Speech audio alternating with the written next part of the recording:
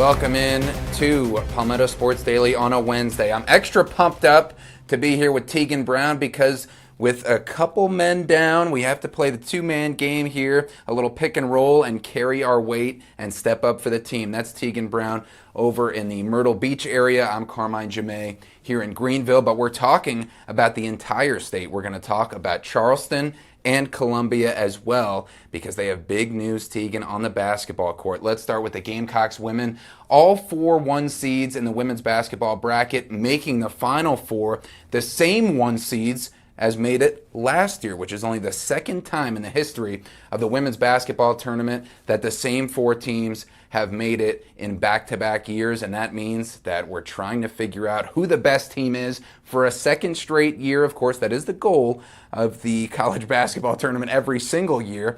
But the Gamecocks women, the lowest 1 seed, they're back for their 6th straight Final Four after beating TCU by more than 25 points, blowing them away in the fourth quarter, winning by 18-point advantage in just the fourth quarter.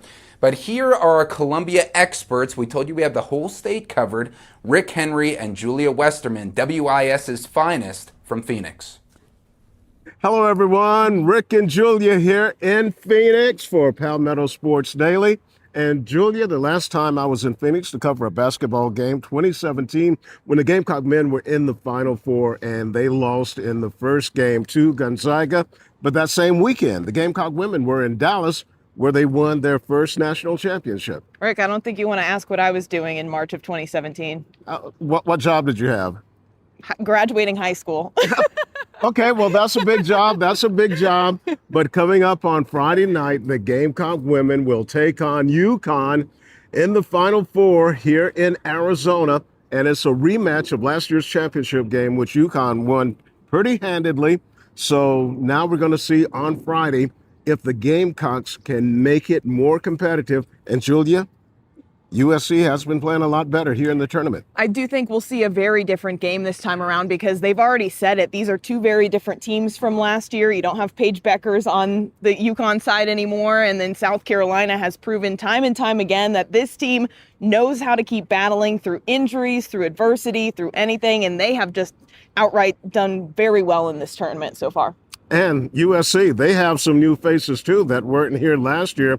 You've got Tanaya Latson, last year's leading national scorer, and she has adapted her game, modified her game to fit into the team concept of South Carolina. Medina Okot, who is a walking double-double, and she needs a double-double against UConn. And how about freshman Agatha McKeer, who has really erupted in this tournament, and she looks like she is going to be one of the next superstars for South Carolina. Very talented. She has been so impressive because I think the stat was she had 3 10-plus point games before the tournament began, and now she has had double figures in every tournament game. And she's talked about, it just feels like her practice self is finally coming out in the games, and she's really finding her groove. And that's so impressive for a first-year player to really just take command of a tournament like that and really make an impact for the team.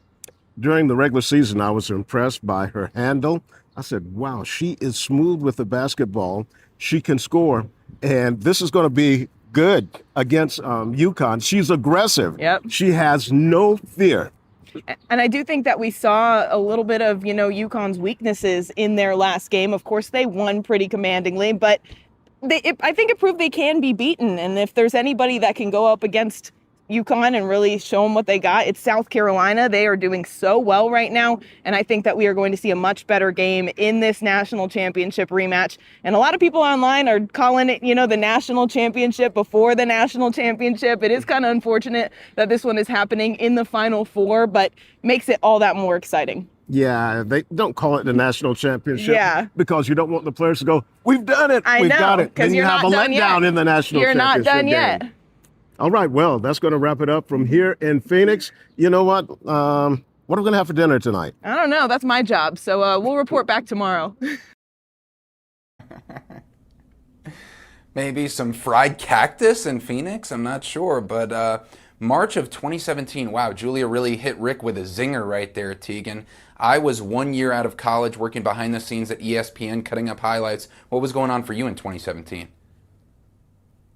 Yeah, I'm going to make everybody feel even older than Julia already did, because I was at the end of my freshman year going into sophomore year of high school. So, yeah, I was Oh my I didn't even know that I gosh. wanted to be a sportscaster at the time. I wanted to be a lawyer. I was just figuring out life. Yeah, so, shout out to Julia for doing that. But, yeah, I mean, great, information from the WIS crew out there in Phoenix. And they brought up a good point, this UConn USC matchup. Yeah, I'm sure to a lot of people, it'll feel like it is the national championship. Of course, it was last year. And, hopefully the Gamecocks have this mindset of, hey, this is not the last one. This was our last one last year, but we've got to fight through this, and then we've got to keep this motivation and energy going even further because, of course, UCLA and Texas are in that other part of the Final Four. And they're both vying for that spot in the championship as well, Carmine.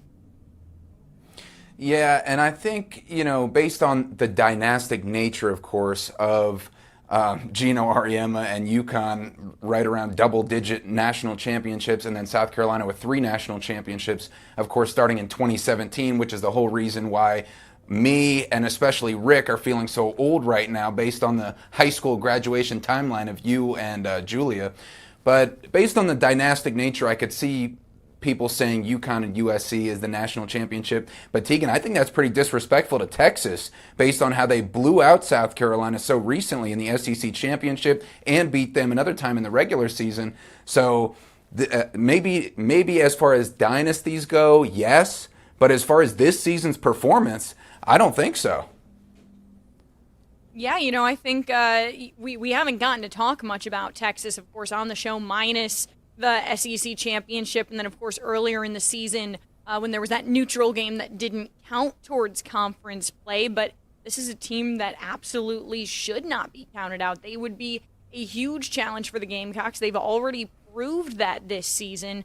So the Gamecocks really have to learn what they can from this UConn game. They have to get the win. But then they have to also realize in the back of their minds that they need to be preparing for one of the other best teams in this league, in this game, Carmen. Yeah, and losing by 23 points to UConn in last year's national championship, being down by more than 30 in the second half will definitely be fuel to the fire. And they return, does UConn, 2 players who scored 24 points apiece in 2 first-team All-Americans, Sarah Strong, AZ Fudd. South Carolina does have a second-team All-American in Joyce Edwards, third-team All-American Raven Johnson, and they have a big post player this year, which they did not have last year, in Medina Okot that Rick and Julia mentioned. Okay, let's go to another team on the hard court, on the hardwood, and that's the College of Charleston. We can pull up some vintage video from this coach's last coaching stop, which was at Clemson University, because Amanda Butler, 2 years after being fired from Clemson, has now been hired at the College of Charleston to coach their women's basketball team, signing a 5-year contract, which the press conference for the men's and women's new basketball coaches at the College of Charleston is where Kevin Bilodeau is at right now, and why he's not joining us from Charleston. He's on the job right now. The last time Amanda Butler was a head coach, as I mentioned, leading Clemson to its first NCAA tournament appearance in 16 years and earning ACC Coach of the Year in 2019. But then, Teagan, it went downhill from there. Across 6 total seasons with the Tigers, earning an ACC record of 32 wins and 75 losses, more than twice as many losses as wins in conference play, causing Clemson to fire her. And then Butler spent the past 2 seasons as an assistant at Louisville, making March Madness both years, going 3-0 against her former Tigers team, including a couple seasons ago ending Clemson's season as an assistant coach in the ACC tournament. Now Butler replaces Robin Harmony at Charleston, who was pretty good there, the winningest coach in CFC's Division I era this season, helping her team earn a program record 27 wins, and that earned her a new job at Pitt. Butler introduced this afternoon along with new men's coach John Gross coming from Akron, and that is the press conference that Kevin's at. And you see Amanda Butler coaching her alma mater, Florida. She coached the Gators for 10 years on their women's basketball head coaching position and made 4 NCAA tournaments. So Butler, with more than 30 years of college coaching experience, going now as the head coach of Charleston. And her return as a Carolina comeback just a couple seasons after being fired from Clemson. Much more still to come in the pick and roll matchup of this Palmetto Sports Daily, including Ole Miss head coach Pete Golding finally responding to Clemson head coach Dabo Swinney's allegations of tampering in the Luke Farrelly fiasco. We'll be right back.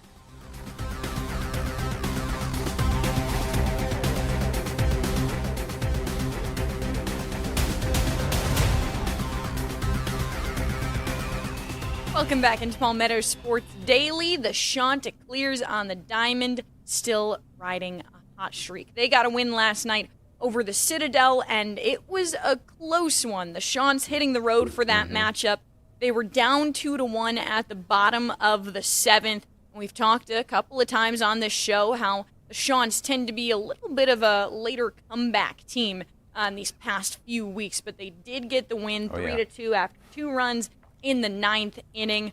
But this game had a little bit of drama. In this game, there was an ejection. The Citadel's head coach, Russell Triplett, getting ejected. I'm not sure if we have the clip of it in this video here. Hopefully it'll come up soon. But he was ejected, and it's interesting because I know that the College of Charleston's coach was ejected. Oh, here it is. Yep, look at this argument. They're arguing, they're going, he ends up getting ejected.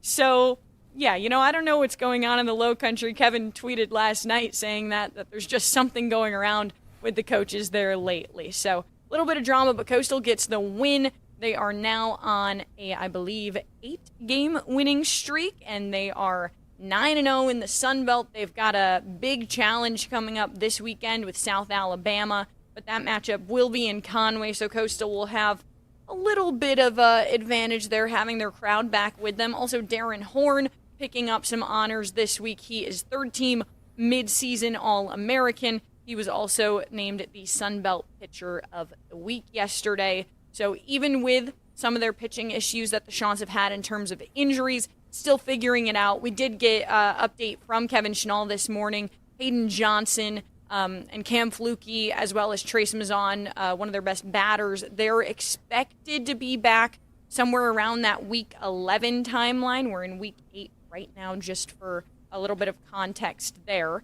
But something that was also talked about in today's press conference with Kevin Schnall, Carmine, those rumors about the South Carolina job. Schnall's name has been floating around all over Twitter when it comes to that open position. Of course, Monty Lee, the interim head coach right now, but lots of South Carolina fans really curious if they're going to get an in-state guy here from Coastal Carolina. But here is Kevin Schnall's response when asked about the rumors. Yeah, I mean, it's amazing. We're in Week 11, and we're already talking about jobs. What a world we're in. The only thing I can speak on with certainty is our focus right now is extremely microscopic, and there's only 2 things that matter. Number 1, what can we do to make this team better? Number 2, what can we do to make this program better? And I can assure you that there's going to be nothing that's going to distract us from our standards. There's going to be nothing that's going to distract us from our responsibility to lead these players and this team. That said, the landscape of college baseball has changed drastically in the last 2 or 3 years. And if you don't adapt and adjust to those changes, you will get ran over extremely fast. And we're very fortunate here at Coastal Carolina to have tremendous leadership. Chance Miller, our athletic director, Dr. Weinbrake, our president, Natasha Hanna, the chair of our board of trustees, the executive advisor to our president, Joe Moglia. They fully understand these changes and the requirements it takes, the commitment it takes for Coastal baseball to remain elite. They understand and recognize there are some immediate facility needs. They understand that there is more resources needed for us to remain one of the most consistent premier college baseball programs in the entire country, and we have full confidence in their leadership. So, no denial to say in there. But, of course, you don't expect a yes or a no kind of answer at this point in the season, especially with the focus that he has. But I posted this clip on Twitter earlier. I've already had a couple of people text me and comment on it saying it doesn't give them the warm, fuzzy feeling that they were hoping for when it came to Schnall's response about this. But Carmine, I'm kind of curious on your take of Schnall's response. Yeah, no, great point. Like you said, he didn't exactly say, I'm fully committed to Coastal baseball. I'm staying here, definitely got my, bread buttered right here in Conway. No, I'm not entertaining any offers. Didn't come out and say that. But he did say that the focus is microscopic, which is somewhat of a good sign. Although he did point out, Teagan, hey, we got to do some upgrading things around here, which makes me think, hey, if these things don't get upgraded, does that make you entertain other offers? I'm not sure. Yeah. I mean, I think that's a great point there. When it comes to college facilities, it's a huge, marketing standpoint when you're recruiting. That was something for football when they didn't have an indoor stadium, and most of the other schools in the Sun Belt did. Coastal Carolina said, all right, we need to build this, and they did. So now it's one of their huge points to draw in recruits, especially when it comes to the way that they practice. And Coastal Carolina, has done some renovations on the baseball stadium ever since, they won back in 2016. But I'm sure Schnall has his list of things that he would like to see. And I'm also sure that there are schools out there that if they want to bring in the right guy and they hope it's Schnall, they would be willing to make those offers, Carmine.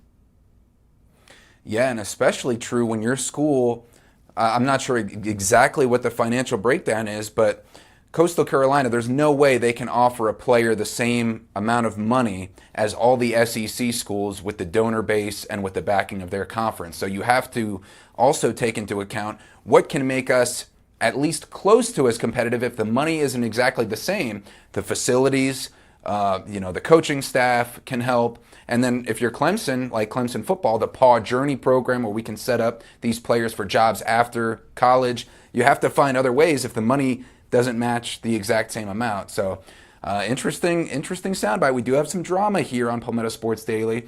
We also had, for South Carolina baseball, great segue from who could potentially take over as the full-time head coach there for the baseball team. Tyler Bach, a former Wofford player for 2 seasons. He helped Wofford win the SoCon championship just a couple seasons ago. And you talk about the crazy moving around of coaches. Well, we've seen that with players as well. Bach transferring from Wofford to South Carolina.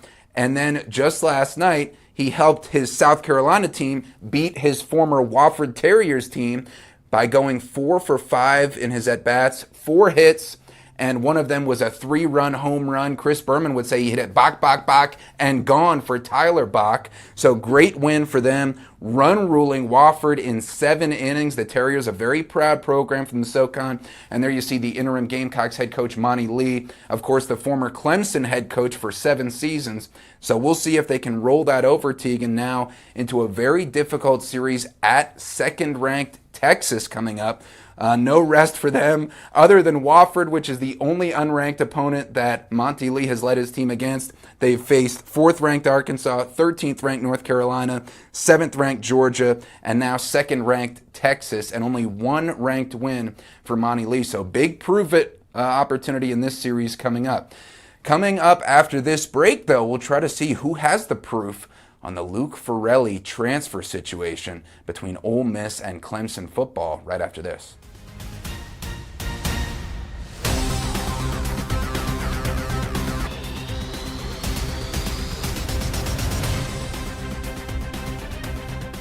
Welcome back to Palmetto Sports Daily. Never too far from football season, and we finally heard, Teagan, 2 months after Clemson football head coach Dabo Swinney accused Ole Miss and their football head coach Pete Golding of tampering with linebacker Luke Farrelly, the former ACC Rookie of the Year from Cal, who was enrolled in classes participating in team activities at Clemson. And Dabo laid out a detailed timeline, went viral. We discussed it many times on this show about Pete Golding texting him $1 million offer, upping the offer for $2 million. And then after Farrelly was a member of Clemson's team, all of a sudden, boom, last day, at the clock struck midnight, he was back in the transfer portal going to Ole Miss, and Clemson accusing Pete Golding of tampering. No updates on the NCAA front other than a memo that they issued saying there will be penalties in general. But finally, we heard from Pete Golding, and he was asked this question at his spring press conference.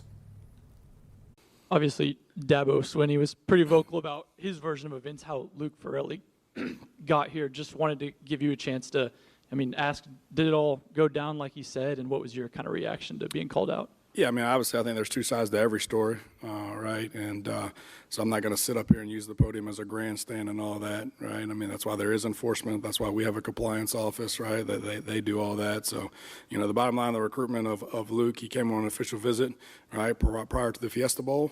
And I told him, hey, I want you to be our green dot Mike, but right now we got a green dot Mike, right? And that spot's not going to be available until we don't have, until we have one available. And so I want you. He wants to be here. I said, but right now there ain't a spot available. So if that spot becomes available, it's yours. All right, so it's a kid that wanted to be here, that we wanted to be here, that at the end of it came open, and he's here, and we're happy to have him. Is Golding not using it as a grandstand because there's not a grand point to stand on? We'll have the answer right after this short break.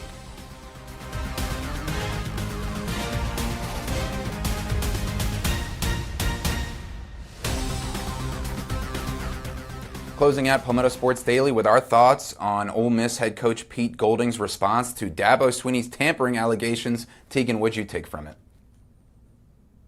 Not a lot. He didn't really give us a lot to go off of. I think there'll be a bunch of unknowns with that situation forever and ever. I think the biggest thing that I want to take away from this situation as a whole is just what the NCAA is going to do about this kind of tampering, if anything. Yeah, great point. And they have said in a February memo that they were going to hand out significant penalties for violations. We'll see if one of those significant penalties goes to Ole Miss or not. There's two sides to every story, but one coach hasn't yet explained their full story. We'll see you right back here tomorrow.